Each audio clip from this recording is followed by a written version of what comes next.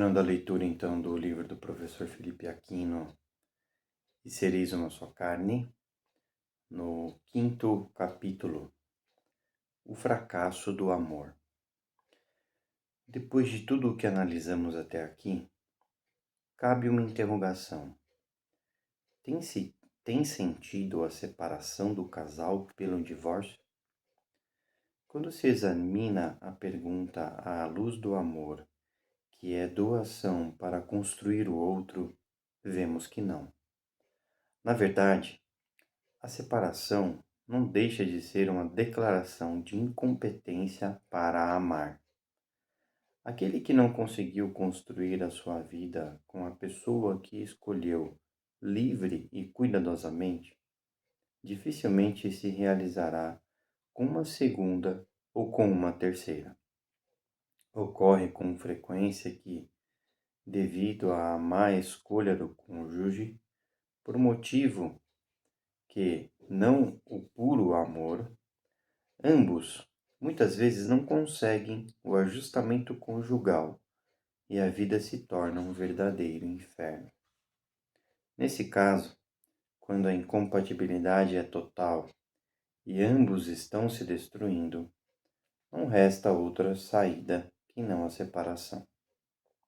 A Igreja Católica, então, tolera o desquite, separação sem novo casamento, mas nunca o divórcio, por ser contra o Evangelho. Quando os fariseus se aproximaram de Jesus e, querendo colocá-lo à prova, perguntaram-lhe: é permitido a um homem rejeitar a sua mulher por um motivo qualquer? Respondeu-lhes Jesus: não lestes que o Criador, no começo, fez homem e mulher e disse: por isso o homem deixará seu pai e sua mãe e se unirá à sua mulher, e os dois formarão uma só carne? Assim já não são dois, mas uma só carne. Portanto, não separe o homem o que Deus uniu. Sempre me encantei com a passagem: o que Deus uniu. Quem une os corações é Deus. Quem uniu o casal não foi o acaso, nem a coincidência, nem a sorte ou o azar. Foi Deus no seu amor. Ele propiciou aquele primeiro encontro, entrelaçou os corações e os uniu para sempre. Quantos encontram o seu parceiro em terras longínquas, quando menos esperavam? Um amigo meu de Olinda, Pernambuco, conheceu uma moça em Guaratinguetá, São Paulo, e se casaram. Isso não é destino, pois não viola nossa liberdade. É o amor de Deus que os uniu. O divórcio é uma solução fácil para um problema difícil e não cura a doença do casamento. Pelo contrário, antecipa-lhe a morte. Você já pensou se levássemos um doente ao médico e ele dissesse: vamos cortar-lhe o pescoço para curar a doença? Especialistas do divórcio fazem. Ao invés de buscar a salvação do casamento, trabalhando com o casal para que atinja o ajustamento conjugal, o que propõe é a morte do casamento, fácil e rápida, sem se preocupar com as suas consequências.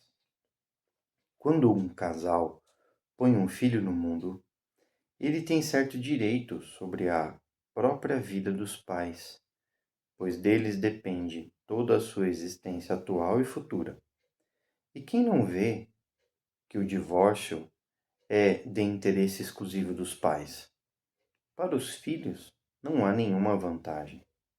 Quem não aprende a amar não está para o casamento. Se eu não souber tocar violão, posso experimentar 2, 3, 10 violões diferentes, que de nenhum deles farei soar uma bela melodia. Se eu não souber amar, posso trocar de mulher quantas vezes eu quiser, e não serei feliz com nenhuma delas, porque muitos artistas, como Brigitte Bardot, Frank Sinatra e outros se casaram tantas vezes, porque cada casamento é baseado apenas no prazer, no dinheiro, na glória, no sexo, na fama, e não no amor que visa a construção do outro como pessoa humana. Anos atrás, a revista Manchete publicou uma reportagem sobre a famosa e bela artista Lana Turner, cujo título era Uma Tragédia e Sete Maridos. A reportagem narrava o assassinato de seu sétimo marido por uma filha da artista, fruto de um de seus casamentos anteriores. Aos 19 anos, Lana Turner conheceu um rapaz em uma boate. Apaixonaram-se e, dentro de poucos dias, estava casada com ele. Era a primeira experiência fracassada. Depois dessa, as separações e os novos casamentos se sucederam. É lícito perguntar: o divórcio resolveu a situação conjugal dessa artista? Não. A pior ferida deixada pela separação é justamente sobre o casal e os filhos. Quando o casal se separa, um como que arranca pedaços íntimos do outro. Até ali viviam entregando-se inteiramente um ao outro, e por isso a separação é dolorosíssima. Em geral, o homem experimenta a amargura, a saudade dos filhos e do lar, a revolta e tantas vezes se refugia na bebida e em outros vícios. A mulher, por sua vez, fica sujeita à instabilidade e à malícia da sociedade. A casa de seus pais não é mais a sua casa e o seu lar está desfeito. Muitas vezes passa por privações financeiras e sociais e sente o senso do desamparo. Os filhos que não pediram para nascer e que deveriam ser gerados e criados por amor, podem ficar marcados para sempre com as consequências da separação. Quem hoje desconhece a imprescindível necessidade da presença dos pais junto aos filhos para que seu desenvolvimento físico, psicológico, intelectual e espiritual seja harmonioso e equilibrado?